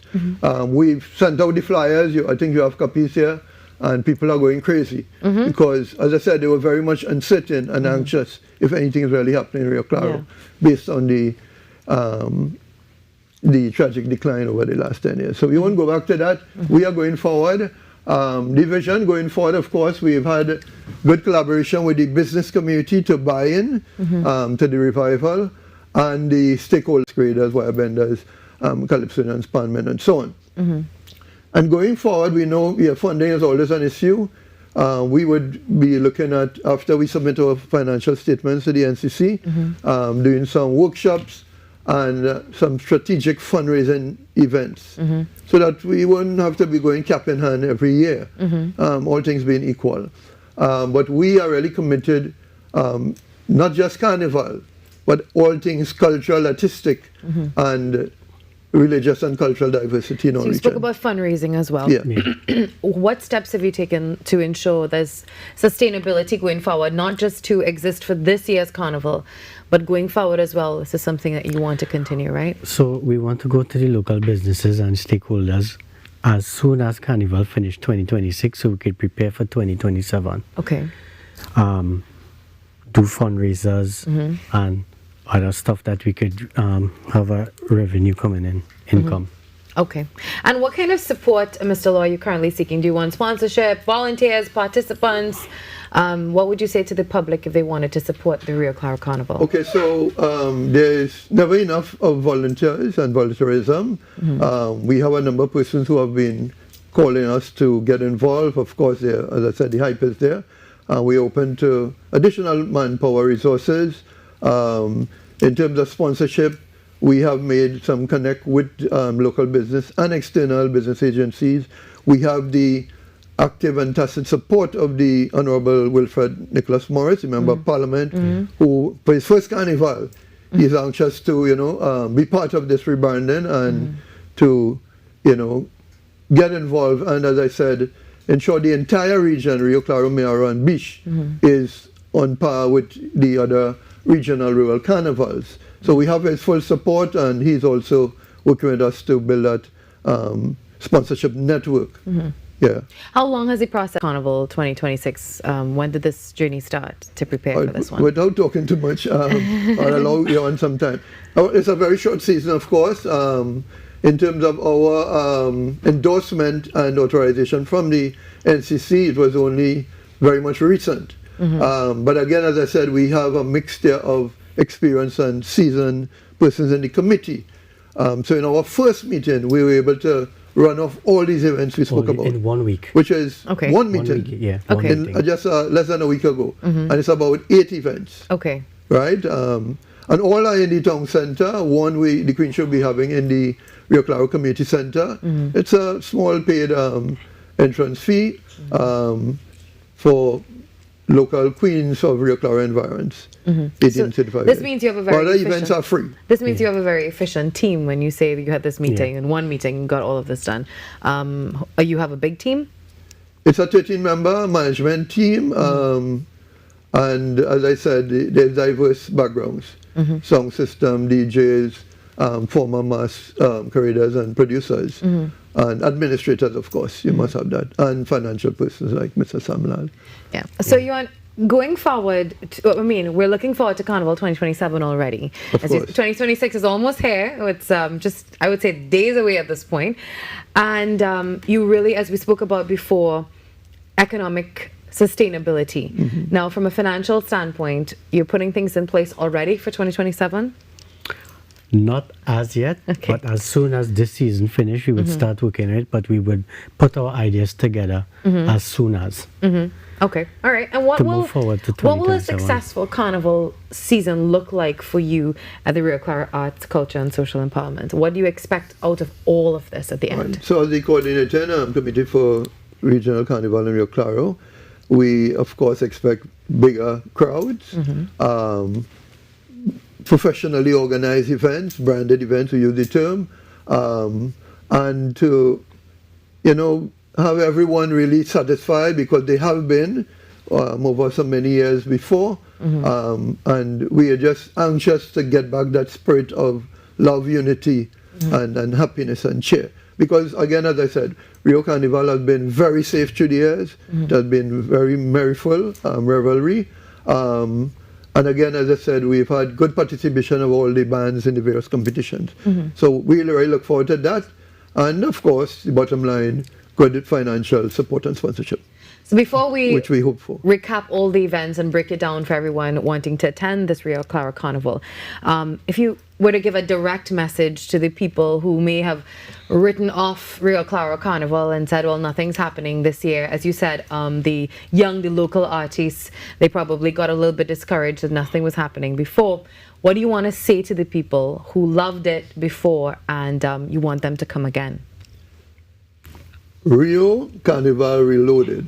Real mass come back again. We are here to ensure the mass is secure, safe, and everyone has a really good time. Again, great memories you've had of the past, and we will continue to preserve and protect those memories in Rio Claro for all the people of Rio Claro Carnival. All right, now take me step by step with all the events happening from the start to finish of Rio Claro Carnival. So we're starting off first with the Carnival Queen Show, will be held in the community centre. Rio Claro Community Centre, Saturday the 7th, and the Rhythmorama would be Friday the 13th. That is with all the drums and the pan, the Calypso finals, stick. And then obviously the Saturday is the Groovy Night. Sunday's Kiddies Carnival. The Groovy Night sounds really interesting. Sounds really groovy indeed. Don't be a stranger to Rio. I'm kind of excited about it because I think so. I realize that this is your it's a niche event. This is your brainchild. This is your baby. Okay. It came to me last minute. And then we have Kiddies Carnival. But if you notice the way how we separated the events, that we wanted it enjoyable for everyone. So you have all ages groups who who want to be part of a Queen Show and not come to Kiddies, who don't like Juve but want to come and have a relaxing night. Something for everyone. And after the Kiddies, well, Juve is always a thing. But most importantly, we want the turnout. A successful carnival for us would be a turnout, and not people wanting to stay home or leave in Rio Claro. We want to kind of bring back everything back into Rio Claro. Because most of the times you tend to find people in Rio Claro saying, let we try Cuba this year, or let we go. Don't stray too far from home. You want to hold the migration. We want to keep everything right there, and then and bring people from all parts of Trinidad. Another main factor of what we look forward to is, apart from sound system, which is a make or break in Carnival, we've had some of the best sound systems, high quality, powerful, and so on, shooting the whole village and district. Is adjudication of events, because in Carnival the thief and scrappy and you lose points the next year. People go and you got low participation. So we with the NCC will be ensuring that there is standardized adjudication systems. We have a number of experienced persons who have done that in many carnivals, and we will be relying on them with as I said, the standard scoring sheets from NCC. So we want to be on par with the whole country. Yeah. Tell me about the Juve. How do people of Rio Claro and everywhere else register for the Juve? So it's not really a registration. No registration. Event. It's just you come and you participate. It usually starts around 3 a.m. But they have it. Our Juve in Rio Claro is be traditional. Okay. Mud. What does that mean? Traditional mean mud and oil mud powder, and grease, powder, all that kind of stuff. Only recently they started to introduce powder. Okay. But most of the time it's be just what about like water? Traditional. What? Well, persons are asking about the water truck. That has become a thing. And the foam. The foam especially. We would have foam this year. But let me just say that there will be a registration, it will be very minuscule, minimal, just as an incentive. Because from registration, we are not really generating any real income, but that's for miscellaneous, and maybe some volunteer support, also some costs there.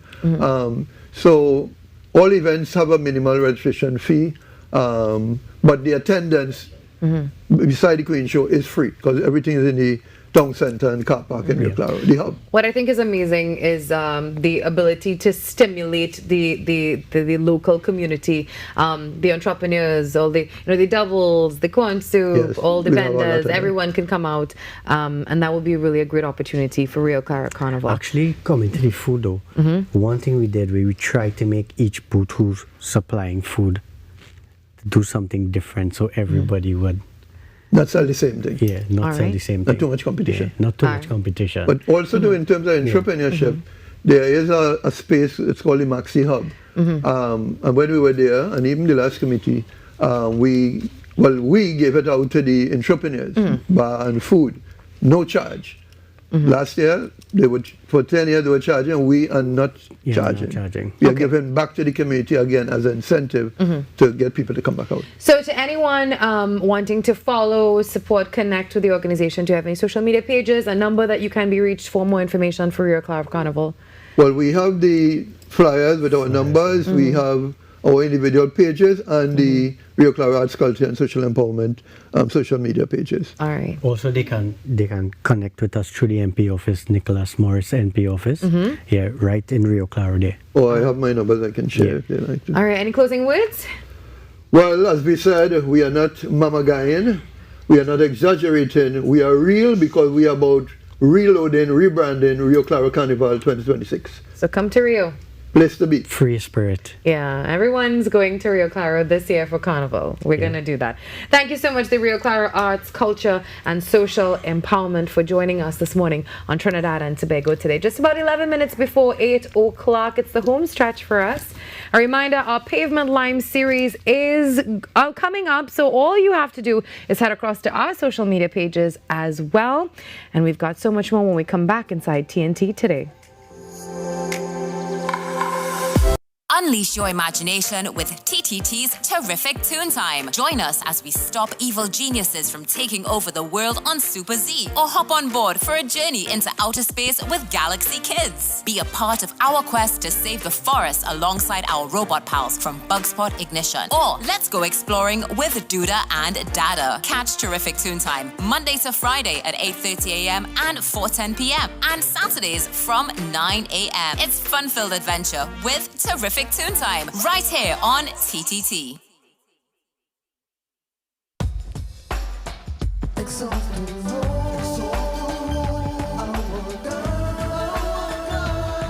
In worship is home.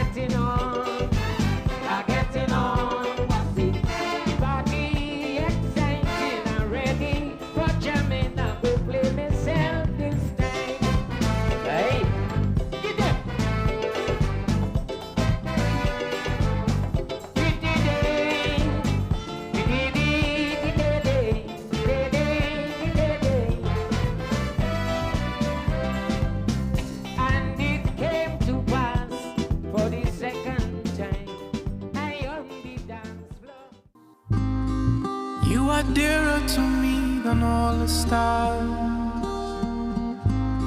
So many wish but never reach. 'Cause when I'm falling and all the world seems dark, you help me find my peace. Oh, shun mi ba vijani. Oh, shun mi ba yeah. Oh, shun mi ba vijani. Arubita, yeah yeah yeah yeah yeah yeah yeah yeah yeah yeah. Yeah, yeah, yeah, yeah, yeah, yeah.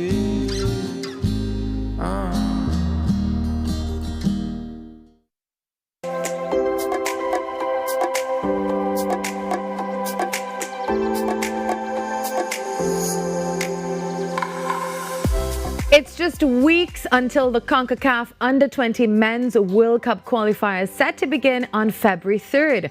Leading Trinidad and Tobago in Group E is San Juan Jablote head coach and former national player Marvin Gordon. In what is his first head coach role at the national level, Gordon is relishing the opportunity to lead TNT to a World Cup. Here's more in the story. The Trinidad and Tobago Under-20 men's football team has been hard at work in Cuba at the Atubuldan Stadium as they are gearing up for CONCACAF World Cup qualifiers in February, set to take place in Costa Rica. The tournament will see 32 participating teams split into 2 groups of 6 and 4 groups of 5.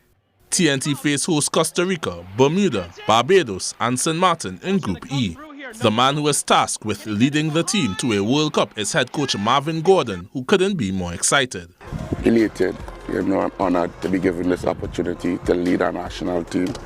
I think I've been in the trenches a while now, working as an assistant coach twice, under 17 and under 20, and I think basically I welcome this opportunity to lead.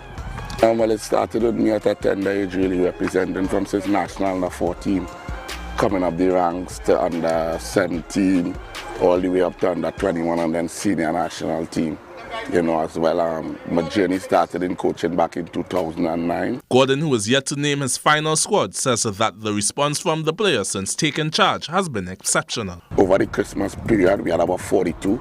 We had some foreigners in here, and a couple of them will be back to join the team. Whereas we also expecting some English-based players to come in later on this month so we could see how they fit into the puzzle as well.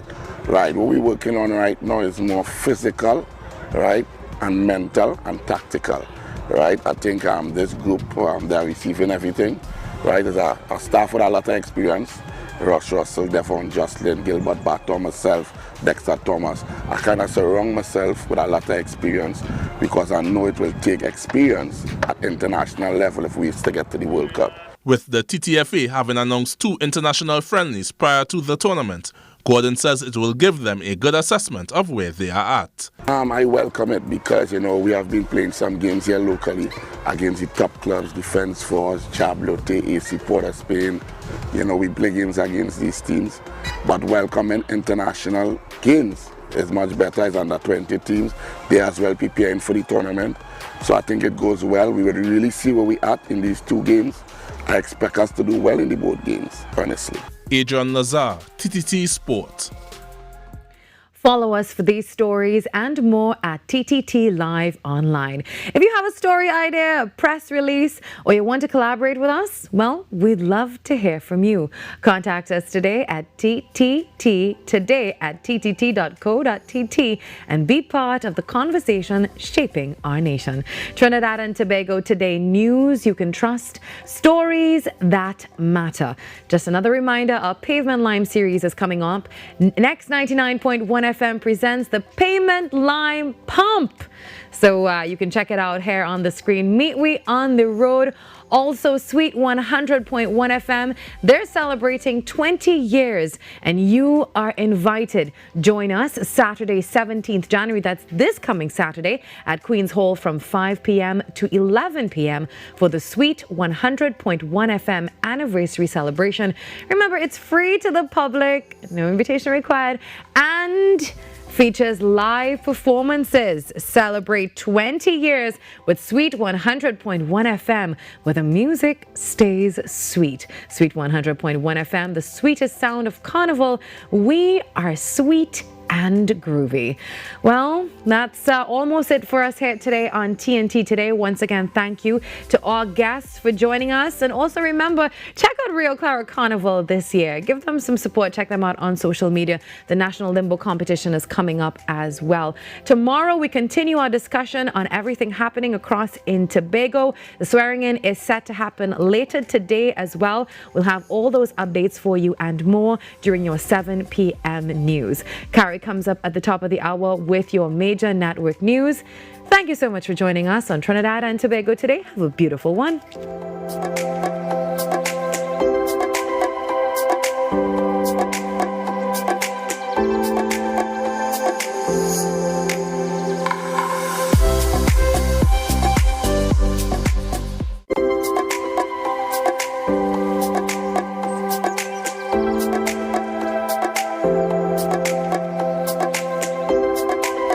One big bad virtual fair starts in. Look trouble again, can't wait to put on the clothes. Look trouble again, till I die coming home. Look trouble again, with my friends are on the road. How can you say again? Anywhere I button up, anywhere that have a truck, anywhere that have a car, anywhere that have a man. Somebody say soca, give me life. Somebody say soca, keep it playing soca. We ain't even know about anything but soca, soca. Ladies, let me tell them, hey, hey, what they calling me? My nickname is Coffee. How I get that name? Cause I just keep him up. She does keep you up. I always keep him up. Keep me up. Cause I just keep him up. And every time I take a drink, I feel like whining. Let it wine. Like whining. Let it wine. Let it wine. Oh, and every time my shots I take, What you I say? feel like lightning. We had a line, laddie. Like lightning. Hey. Oh. How are you right up in my space? Yes. You can be right up in my space. The space, the space. How are you all up in my face? All up in your You face. can be right up in my space.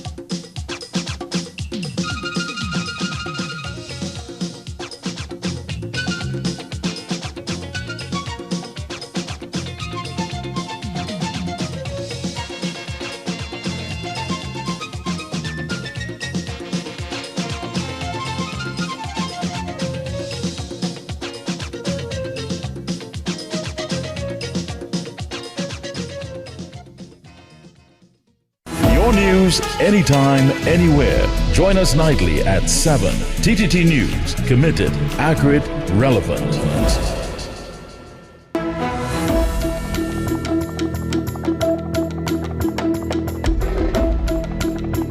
Good morning. This is your TTT News update at 8. I'm Carrie Roberts, making the news at this time. With the lower house scheduled to resume on Friday, Attorney General John Jeremy has outlined the parliamentary agenda for the upcoming session. He confirmed that 3 major pieces of legislation will take center stage, covering key areas of national interest and expected to spark significant debate among lawmakers.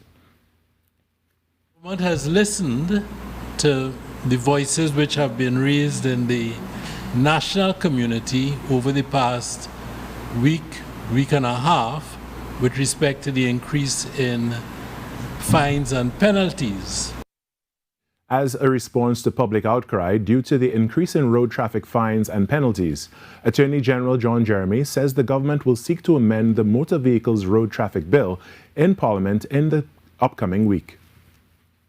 Now, our first priority as a government is to return discipline and order to a state of collapse.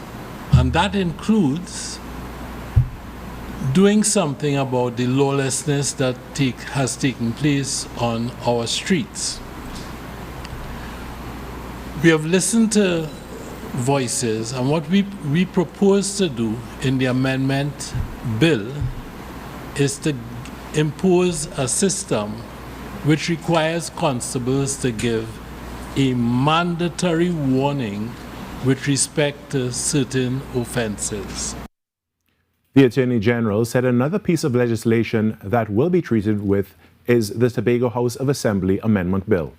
He also said government will introduce the Law Reform Zones of Special Operations, Special Security and Community Development Measures Bill, which is intended to continue to treat with the crime and criminality. The Minister of Land and Legal Affairs, Saddam Hussein, says the government is taking decisive action to curb lawlessness, bolster enforcement efforts, and ensure that those who commit crimes are swiftly brought to justice and held accountable, including being placed behind bars when warranted. This as the government is set to introduce the Law Reform Zones of Special Operations, Special Security and Community Development Measures Bill 2026 in the Parliament on Friday. Minister Hussein was speaking at a press briefing on Wednesday.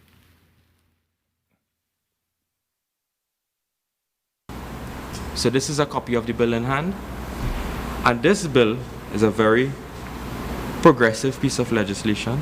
It is a piece of legislation that will assist us in fighting the criminals, and I dare say that those who may be against us, they may have questions to answer. In some sport now, head coach of the Trinidad and Tobago under-20 men's football team says that their two upcoming international friendlies will provide him with a proper assessment of where his team is at. Gordon, who is yet to name his final squad, is currently preparing the team for CONCACAF World Cup qualifiers set to begin on February 3rd. I've been playing some games here locally against the top clubs, Defence Force, Chablote, AC Port of Spain. You know, we play games against these teams. But welcoming international games is much better as under 20 teams. They as well preparing for the tournament. So I think it goes well. We will really see where we at in these two games. I expect us to do well in the both games, honestly. And that was your TTT News Update. I am Carrie Roberts. Have a great day.